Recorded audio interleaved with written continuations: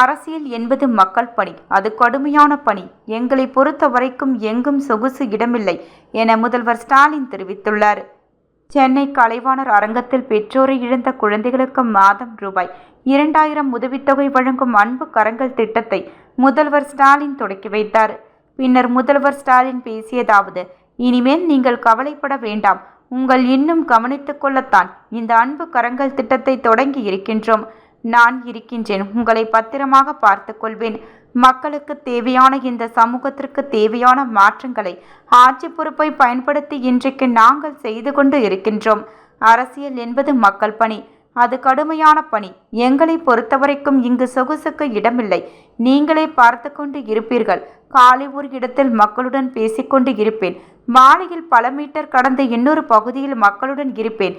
இந்த உழைப்பைத்தான் கருணாநிதி, அண்ணாதுரை, பெரியார் எங்களுக்கு கற்றுக் கொடுத்து உள்ளார்கள். இப்படி எப்போதும் உங்களுடன் மக்களாக இருக்கின்ற காரணத்தினால்தான் கடைக்கோடி மக்களுக்கும் என்ன தேவை என்று எங்களுக்கு பார்த்து பார்த்து செய்ய முடிகிறது.